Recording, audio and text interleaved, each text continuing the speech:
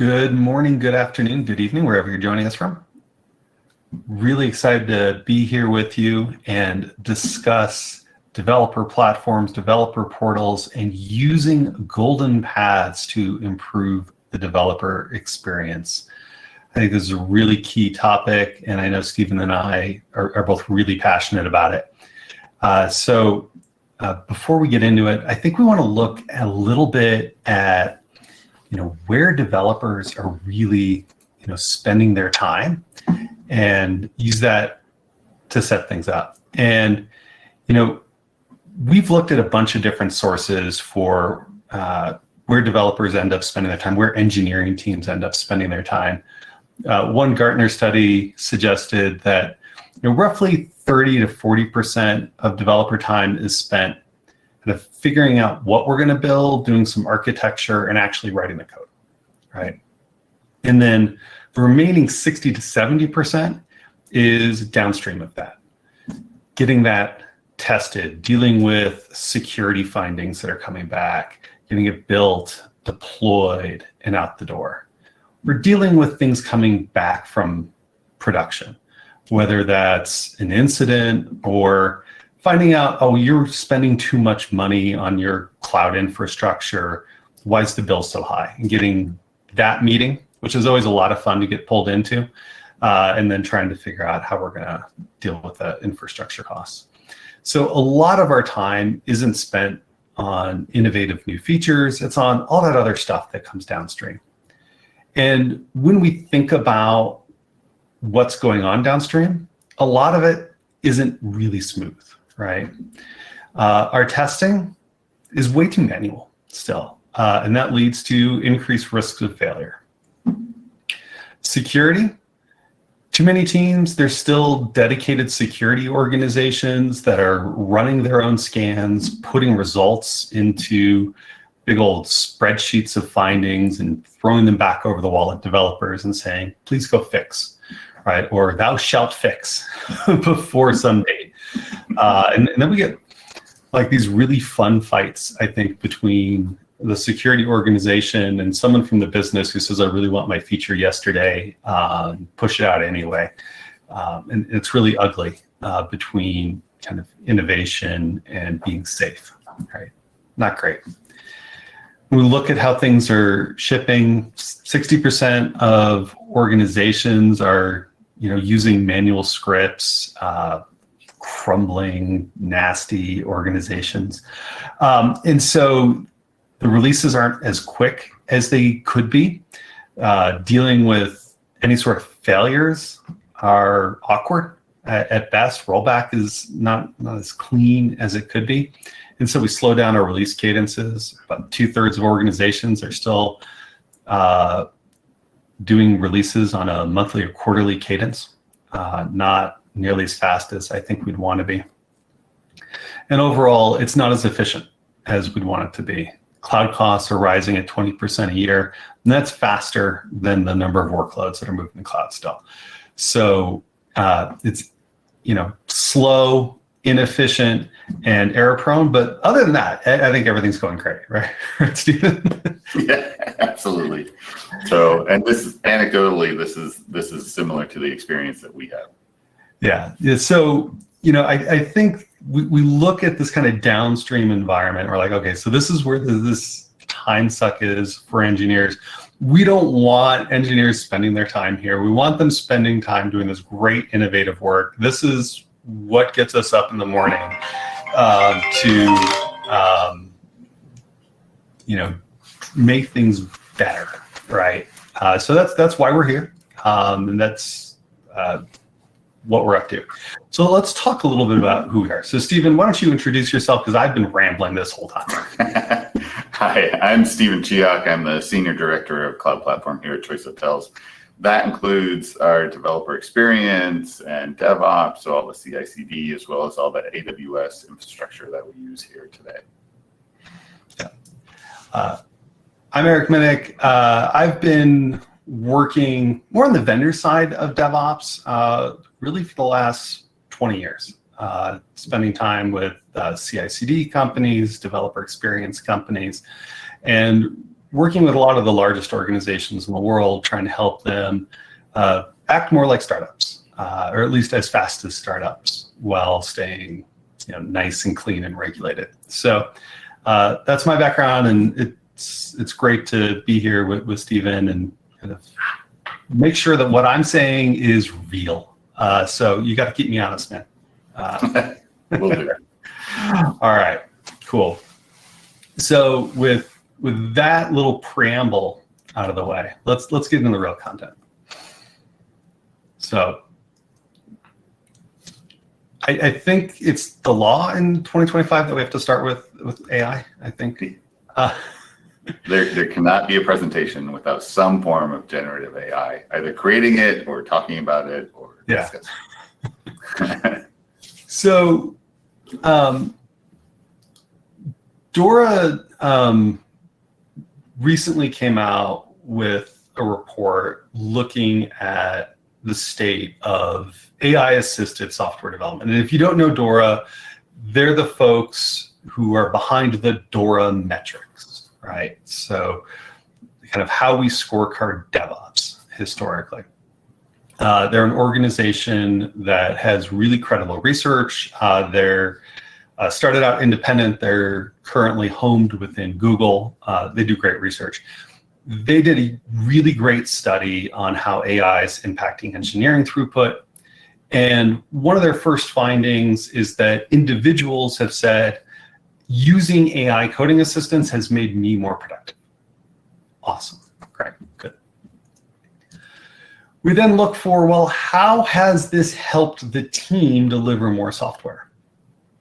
And unlike what they found, say, 9 months ago, they did find a modest improvement in delivery. Now, I would note that 3% improvement is somewhat less than 19%. Just a little bit. So the individual improvement is a lot more than what we're seeing the team delivery of actual value to the customer. And then when we look at delivery stability, which is a combined metric of likelihood of failure when you deploy to production, the likelihood of rework, we're seeing that stability has decreased as AI has increased. So it seems like we're getting a modest improvement in throughput at the cost of quality, right? In really rough terms. And I don't know. I was going to say, Eric, yeah, even personally, I've seen this. So, hey, I've been able to be much more productive writing code, which I probably shouldn't be doing at my level, but writing code. But it's still challenging to get that out to production. And then there's still like a lot of rework that we see happen. So it's very similar to my own personal experience here. And when I see quality drop in the enterprise, that seems to typically be a temporary thing. I tend to see a reflexive response at some point that is slow down and be more careful. That the quality bar raises back up at some point. You don't get to ship bad things for very long before like the immune system kicks in. Exactly. Yeah. So this seems unstable. And, when we think about what's going on, we're looking at like a 20% improvement in productivity over on the left. I've got a drawing here that says 4 times as much. When we think about where AI is going right now, we're seeing a lot of, well, I'm using, a chat system, or maybe I've got AI built into my IDE, probably. And as a developer, I've got a coding assistant helping me with whatever one task I'm working on. The cutting edge teams right now are having multiple agents working for a single developer. Where this seems to be going is the developers moving towards being a first line manager of a bunch of agents. This 20% individual productivity is going to move towards a 2x, 3x, 4x kind of improvement you can see that on the horizon. And all of that downstream stuff that we talked about earlier has to then cope with this increased amount of stuff.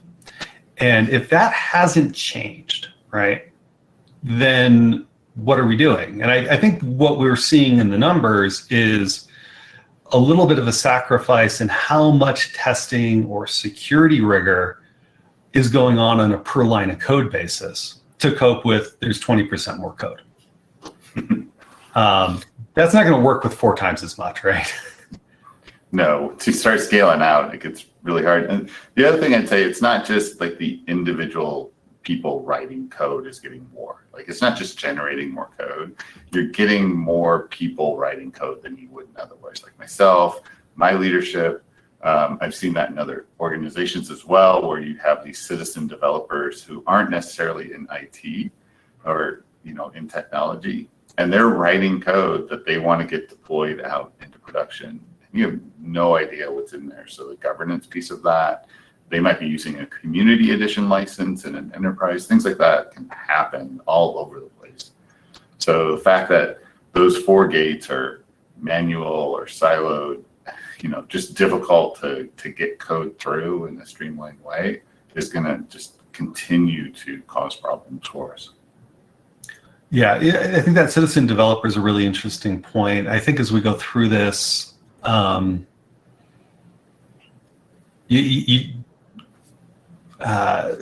of the situations I heard about last week, we had a dinner in a community called Engineering X with a bunch of engineering leaders. I think you're a part of Engineering X, right? Yes, I am. Yes. Highly recommended. There's our plug. All right. But, we were talking about this, and half the people in the room were dealing with a situation where in the line of business, you had someone with a senior title, often a VP or something, vibe coding up an app and saying, okay, I want to put this out in production now. I made my thing. Right. That's a very difficult person to say no to. Yes. At the same time, you have to protect production. That's part of the job. And so how do you say yes to this person safely, I think is increasingly part of the job. And it is, how do we do these downstream things well? How do we make it easy to vibe code in a responsible, grown-up way, right? If such a thing exists. Right? It can. I know it can. Exactly. So what are the safety nets that we need to build? How do we make it easy?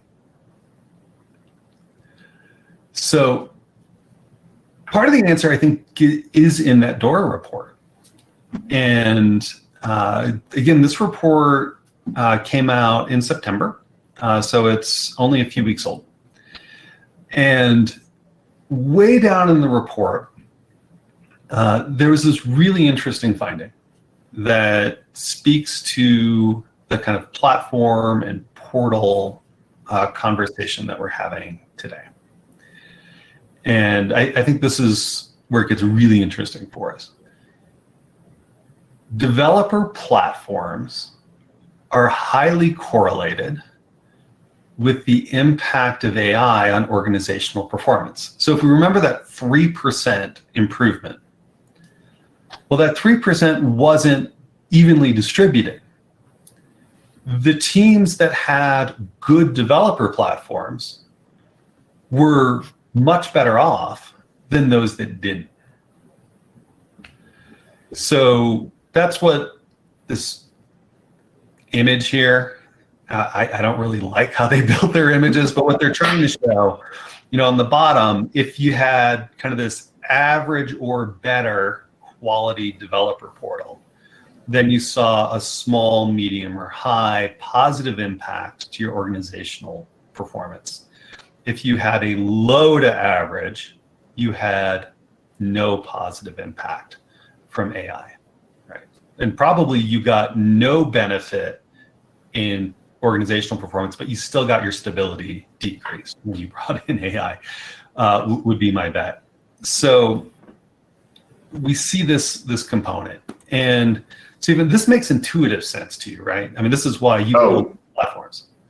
Absolutely, yeah. This is the whole reason to have the platform in the first place, so that when new tech and new technology and things come in, you've got a straightforward pathway into, from your repo into production. I think what we're seeing with some of these Gen AI tools is that there's some specialized runtimes and things like that that the platform needs to work on, but that's a relatively low bar when you think of everything you have to do.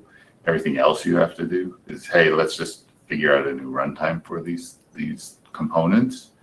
But all of the governance, all of the scanning, all of the testing frameworks that you want to set up are there and available, and you can tap into that if you have a strong platform available to the developer.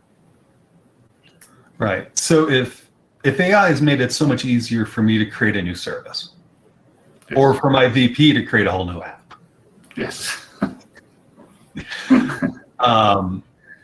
then what's important is that it is really cheap for us to attach testing to it, to attach 4 kinds of code scans and other safety nets to this thing, so that we can make sure that it's reasonably safe, right? That it goes through all the normal checks. Yeah, one thing you definitely don't want is, hey, I built it on my machine, here's a package, go throw that in production. Right? You still need to go through the normal processes that you do with every other bit of code. But a lot of times citizen developers don't really understand what those are, and they can be muddy to set up. I mean, in the past, your teams would maybe make 1 or 2 new microservices a year, maybe 3 or 4, depending on the number of features that you're adding. But it's not like this everyday event. And right. I think what we're seeing now with all these new people coming in to help with this, all the new capabilities that we want to go build, it's a much, much more frequent event. So that friction of onboarding an application into your environment and getting all the governance checks in there and following the standards that you want to follow, that complexity, if it's not simplified, it's going to significantly slow down your innovation and cause a lot of frustration on the developer side, the platform side, just kind of everywhere. So we start looking ahead towards golden paths. I think I'm hearing that an out-of-date wiki is not sufficient for how to set everything up. Yeah, I think I could take the alternate approach and say that's how we do it all the time, and so that should be the standard as we go forward. But there's definitely better approaches to take than, let me go after something that was built in 2015 that said this is how you set up an app, and try and do it today when we swapped out 6 or 7 different components in that flow. Yeah. All right. So we're a little ambiguous here. I'm sure someone has asked, like, okay, what do you mean by platform? Let's see.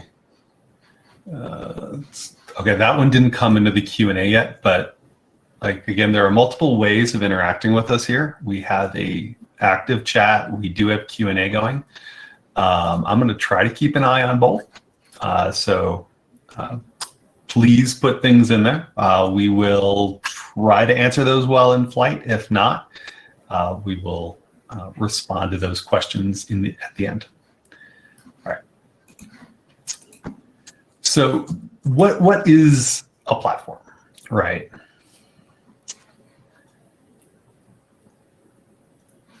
Cool. So main pieces of a platform, right? I think we're looking for common components that developers use, particularly where there are points of friction. And we want to make those available to the developers as a service, as like a product that they can consume. And they can consume in the easiest possible way. And one of the reasons why it's so important for it to be easy is because developers are I would say lazy, but in the best possible way. I say that as a compliment. If you make doing things the right way, the easy way, they are likely to do things the right way and less likely to do things the quote unquote wrong way, the way that you don't want them to do it. Is that what you found, Steve? Absolutely. That's actually one of the tenets that we have on my team, is that make it easy to do things the right way and hard to do it outside of that path. It's a core principle that we follow. We're also very much into that product mindset and understanding, hey, we are building a product and we want that product to be simple and easy to consume, to be self-service, to be intuitive. Those things are really important to us as a platform organization. It also, when you think through that a little bit, there's a win-win situation there when you build a platform, because it makes the developers more productive. They have less things that they have to be concerned about. There's less cognitive load on them if they understand, hey, I can click these things and have that drive my code all the way through the system. I don't have to be the one that makes sure that I'm checking X box and Y box and Z box, because we've got a path that allows them to go do that. We have a platform that provides that out of the box for them. Right, and you were talking about, something's vibe coded up by that person off on the side. They're using the wrong frameworks and the wrong whatevers. All right, so one of the things that we're going to want in our platform is, here's our boilerplate code or a scaffolding. We want to probably put that in a repo that's in the right standard structure for everybody. Connect that into our pipelines, and you've got standard monitoring. Maybe you've got the standard hooks for that. You're just going to layer all of those standard things together with your standard tools and wire that up. So all that plumbing is just there, and it's in a very standard shape.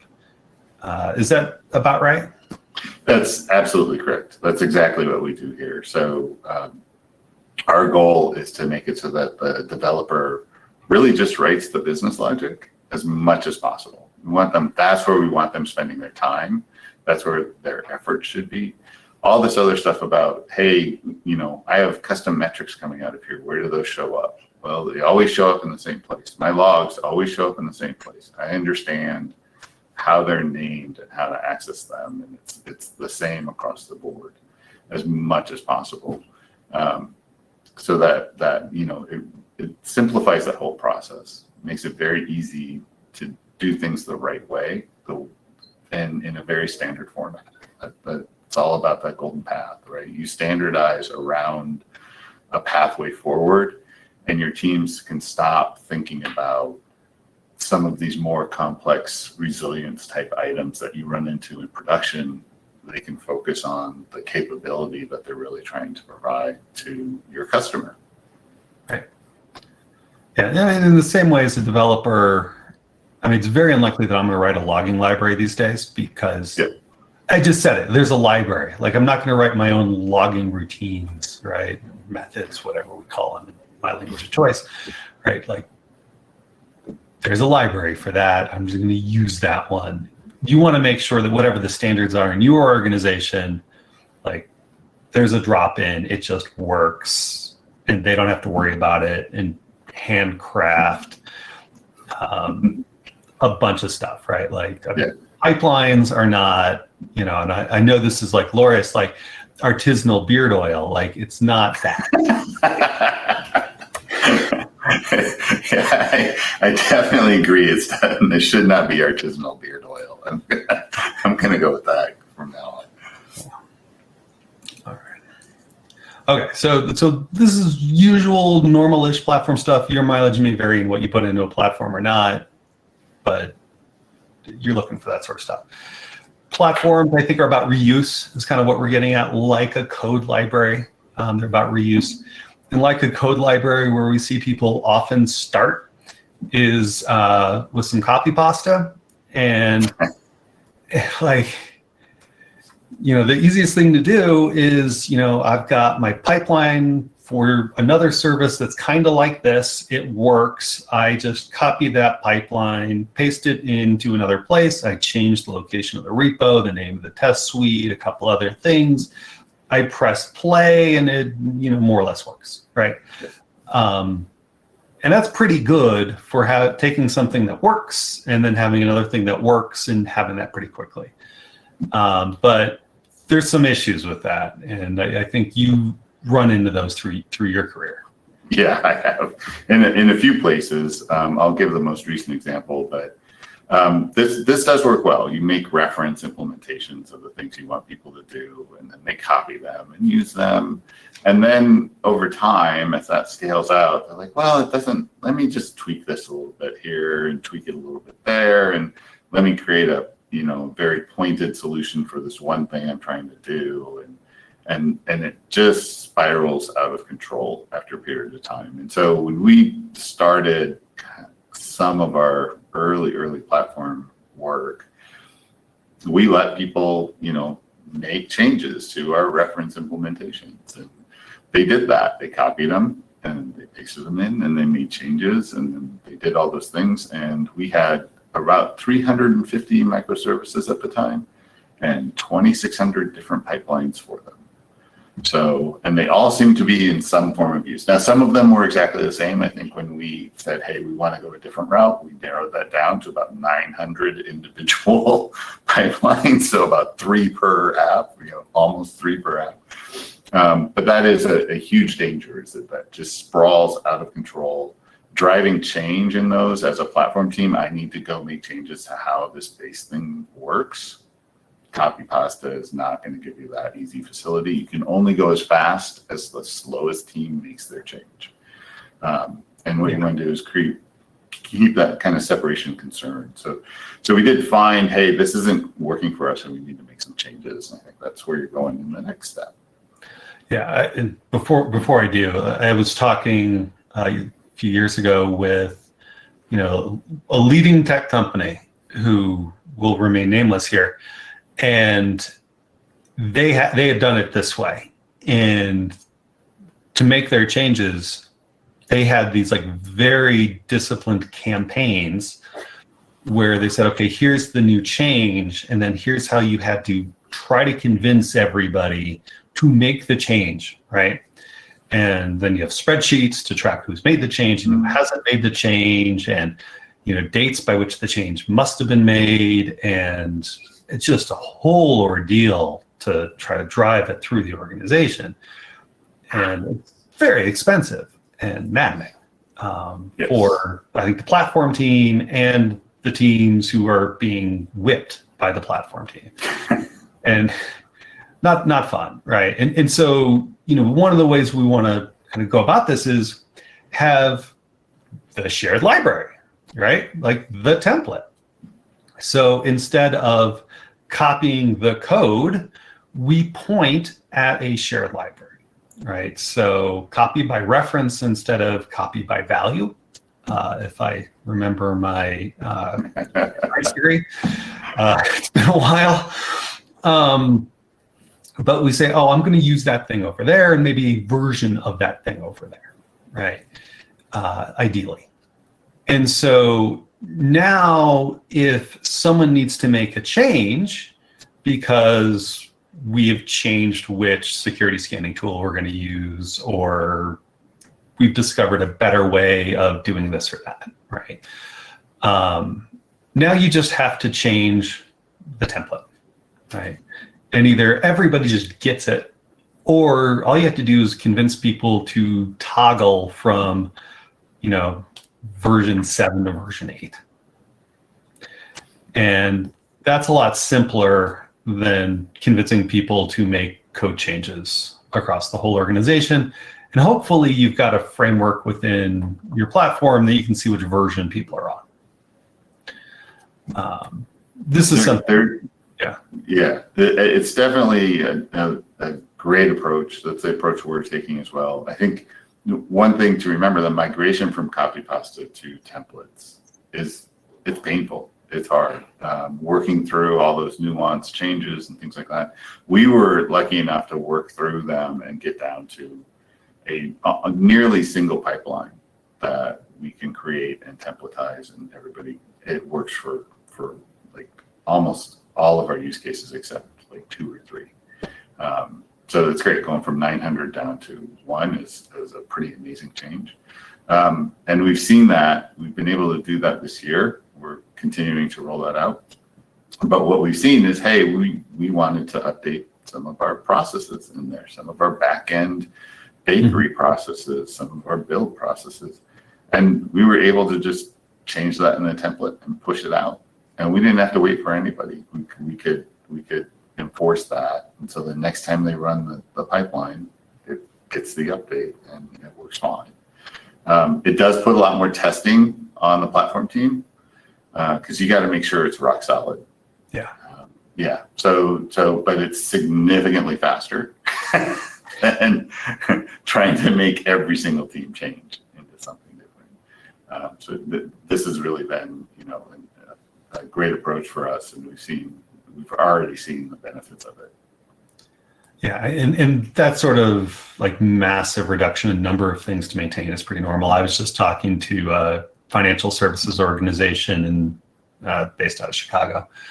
I think they went from 36,000 odd pipelines in Jenkins to 50-ish templates. And that covered most of the estate, right? And so, fantastic. And that's been one of our things, like, is we've got an automated Jenkins migrator. And like with that thing, like we could press a button and we could have 36,000 things in Jenkins become 36,000 things in Harness, but that would be bad. Yes. So it's really like, okay, let's take an exemplar and say, okay, let's port this thing over. Now let's make that a template and start bringing things over based on that template as the right way to automate a migration. That's great. Yeah. So just could do it, wouldn't be good. And then if we want to do this right, I think this is where bringing back that portal concept at the hub of a platform really gets smart, because templates, as great as they are, don't always have the best developer experience. And so we want to curate these templates, make them really nice and discoverable. And the templates are always going to have a bunch of variables that they need in order to make the template right for you as a developer. And we want to make it really clear, okay, what are the variables? What do you need to provide me? And deliver a really nice user experience around that. And developer portals are built for that kind of workflow management, great developer experience, make this all very consumable, and make it so that if you need to provide the same piece of information to spin up the template in your CI/CD system as, do some work out in your issue tracking and your code repo and that you're not providing the same information 12 times, you're doing it that one time up front, and it can run off and do the work in the various places. Yeah, so definitely we're rolling this out for generative AI agents. And what we found is, hey, we have this pipeline. If you create a service, you use that pipeline.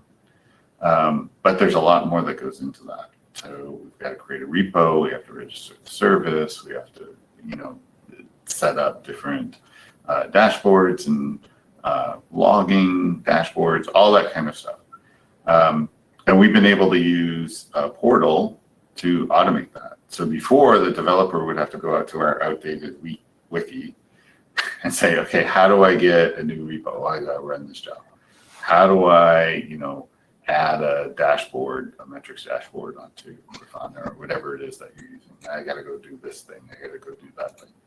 This allows us to actually put all that together, and they enter a few bits of information. They get a new repo with a base, archetype application, some scaffolding in there. They get the pipeline set up. They get the other metrics dashboards, the logging dashboards, all of the stuff that they actually need. And by the way, all the naming's consistent. So you don't have somebody set up a dashboard with name X and the application with name Y, which happens all the time, things like that. And so it drives, so it's so much easier. It drives a lot of standardization. It simplifies the whole process for the developer. It's definitely the future, I think, for at least in this organization, any organization that would go to be driving this effort. Yeah, and I'd say these things also build on each other. You want a portal that's built on top of good templates. You don't want to build your portal on top of copy paste, which I think I've seen too. Yeah, I definitely agree with that, because then you still end up with the, hey, I have to go change this everywhere.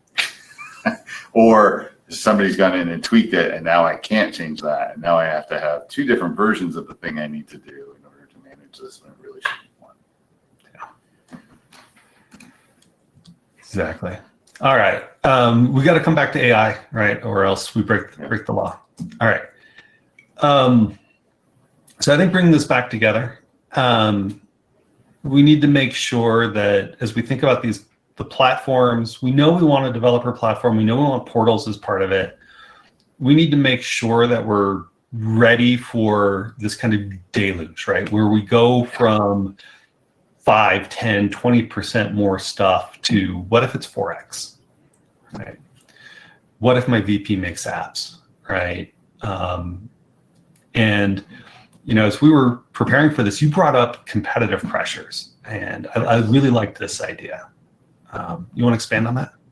Yeah, so with AI, some of the things that we're seeing is a lot of startups all over the place. They're using these vibe coding tools and techniques to get up and running very, very quickly.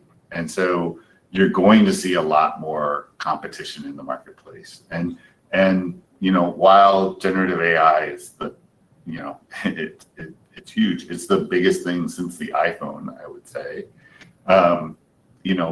It's going to change some of the ways that we interact with the internet, how people interact with you and your organization. And you're going to find some competitors in there that are stealing your market share because they can replicate what you took, a long time to develop, and they can just look at it and say, hey, go vibe code me something that looks a lot like that. And so you're definitely going to see that all over the place. And something that you're going to have to stay on top of and make sure that you're building new and excellent capabilities and listening to your customers and driving that out as quickly as possible. It's going to be more important for you to react to the market than ever before over the next 2 to 4 years, maybe even less, 9 to 12 months. Yeah, things are moving fast, and so we've got to build for speed. Yes. And I'd say the most important thing, right? We got to think, what is going to help us deal with this deluge? It's feedback loops. This gets back to DevOps 101. It gets back to continuous integration 101. I mean, this is where I started my career, right? And the first thing we want to find out is, I wrote a line of code where maybe I vibe coded 2,000 lines of code and I put it, in one PR, and I'm sure it's great, right? The question is, did the software get better or worse? How quickly can we find that out? How quickly can we get that feedback to developers? And how do we get that safety net in place so that we can drive that feedback, better accuracy, more fidelity, maybe advice about how to fix everything that's broken so that the back-end systems can keep up. And it's giving the developers as much help as possible with really great, fast, rigorous feedback loops. Yeah. So if you think about it, like if you do manual testing today and manual code reviews, you're not going to be able to keep up with that deluge. So you've got to add that automation into it. You've got to use these tools to go out and do the automated PR checks and figure out what makes sense in your PR checks. What do you really want to pay attention to? that takes some effort and work, but it's super important to allow your teams to really hone in on the things that matter versus the boilerplate that you're trying to go after. So all that stuff, if you have a good platform, you can tap into those existing steps. So you can take that, PR check, PR commit, and tap into that and run the AI agent that does your PR commit check. You can tap into the test step and, build automated integration tests so it'll go out and deploy and validate those things. If you don't have that, it's something you really got to work on so that things can go faster and you can tap into these pieces of automation as you move forward. And if your engineers have been saying for the last few years, I don't have time to write tests, well, now they've got AI. They've got time. No excuses. Yeah. 20% more code could all be tests. Could all be tests. Probably should. This is what the data is showing us. It probably should be. And then we got to deliver for AI. So I don't know. I feel like everybody I'm talking to, their boss is like, well, how do we use more AI in the thing, whether the thing needs AI or not? I hear a lot of exasperation out there in the marketplace as well as excitement. But I think the day where there's a little machine learning team off on the side and they're using their own tools and doing weird stuff and saying, no, we don't need your DevOps things, that's gone, right? Look, this is code. It needs to be tested. It needs to be validated. It needs to be moved from test environment to test environment and out to production in a controlled and approved way. There are some things that make it a little bit unique, right? You've got data issues that are a little bit different, but 80% of it is the same. We got to bring this into the fold, stop treating people like they're special. They're not as special as they think. And we've got to do delivery for AI and bring it properly into the fold so that we can scale organizationally how we do AI ML ops. We've got to really embrace how we're doing MCPs, which have some security issues that we all need to really wrap our heads around. But we got to get our patterns right for all of this and bring it into the fold. And I think I heard that you were doing that earlier. Yes. So that is definitely one thing that we're doing is we're building that scaffolding to build agents out. And really the agents run inside containers. We already run containers. We have a path for containers. We just had to figure out the new runtime for these things. So there's a little bit more to it than that, but it fit in with our structure. And so the important thing was to focus on reducing the friction so that it's very easy for the developers to take that agent and deploy that puppy out there. The other thing that we want to work on when you talk about scaling AI and ML ops is that testing piece and being able to look at different LLMs that you're trying to use or different models out there so you can figure out which one is really the best and most cost efficient. I think that's something that we're kind of not talking about as much is the cost of using these tools, and does that outweigh the capability that you're trying to provide?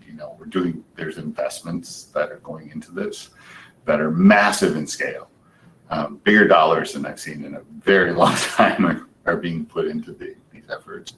And so, they're going to want to recoup those costs. And so we've got to look at this and figure out, hey, I can use this model that's a lot smaller and it gives me 85% hit rate, and the model that's big gives me 90%. Which one should I use? Where's that ROI? Where does it work?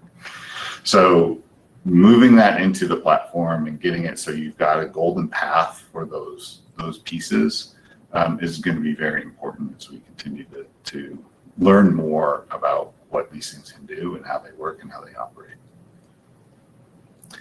1,000%. All right, let's bring it home. So I think some takeaways here. AI has hit coding hard, It is going faster. We expect it to go much faster in the near future. Whoops. And so we've got this balance issue where upfront is faster than downstream. We're going to have to do things to speed up the downstream, right? So if you're doing manual testing, that's got to be automated, right? If you're doing manual deployments, that's got to be automated. And then we got to string this all together into a clean platform, and probably a nice developer portal is the right experience to get into the platform, right? So I think that's really the punchline here. Platforms are the way to go. Portals are the entry to platforms. All right. I'm going to suggest that now is a great time to submit some things to the Q&A. I mentioned a couple of times that I'm from Harness. I'm wearing that T-shirt, that we have products and that we have cool migration off Jenkins and stuff. Give you a little bit more on who we are while we move towards Q&A, just briefly. So we've got a nice AI layer with beautiful, of course we do, right? With beautiful agents that are optimized for how you build your DevOps pipelines and all of that. That's built on top of a knowledge graph, and then all of your pipeline automation and orchestrating your cloud costs and infrastructure as code and all that good stuff. On top of that, we've got a nice modular approach, so you can use what parts of Harness are appropriate for you. That's, of course, good capabilities like CI/CD, infrastructure as code, managing your databases, testing capabilities, because you should not be doing that manually anymore, application security, everything from static and dynamic scans, API security, to orchestrating third-party security scans and giving nice summaries to your developers rather than nasty spreadsheets. And then keeping things nice and efficient, whether that's cloud cost management or providing insights into how your developers are actually working and are they using these AI tools effectively. So those are a little bit of the things that we are up to. So you've got a download of a one-pager from Harness.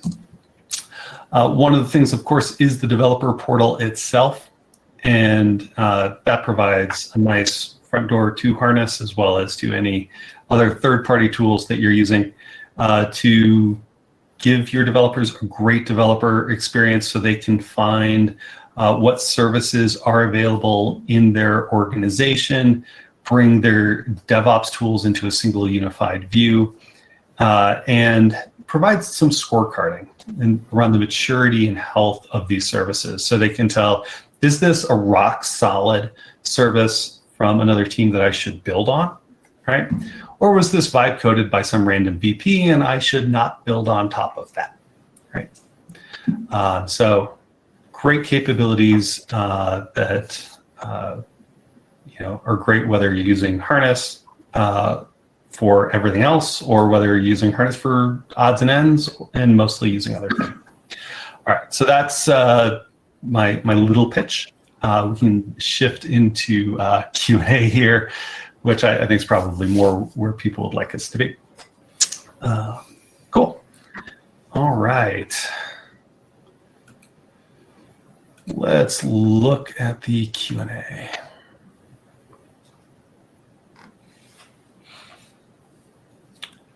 All right, Stephen, here's one for you.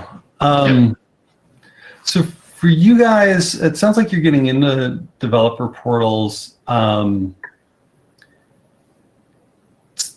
Did you find that there's an organizational challenge to get folks to start using the portal as their starting point? Was that an easy thing to convince people to do? Or did you need to run a campaign of hey, here's this new place to go? Yeah, so the portal piece of it is, hey, here's these new capabilities we want to provide. We want to provide new agents, and this is the methodology around it. So it was kind of hey, we're doing this quote unquote greenfield, even though it's not really greenfield for it. So it becomes, this is where you go for that particular thing. That's an easy win. And then as people see that, as we've demoed it, they're like, hey, we want this everywhere. So it was a really, it's been a very simple process for us for people to be excited about a developer portal and why it's there and how it gets used and what you can see and all that kind of stuff. It's not fully rolled out, but we have some teams interacting with it, and they're definitely chatting up everybody. Our internal advisory board is very excited about this as well. Okay. So I think when we talk about going from the copy paste to the golden path, like, hey, here's your build, bake, and deploy pipeline that you need to use. We very much take that ownership mindset, product mindset, engineering mindset. That's a culture that we focus on here in our organization, especially in my team. And so we spent a lot of time building up strong partnerships with our customers, all the internal development teams and their leadership. And so when we come to them and say, hey, we've got this thing that we'd like to do you guys like this? Do you not? We have those conversations early to talk through that.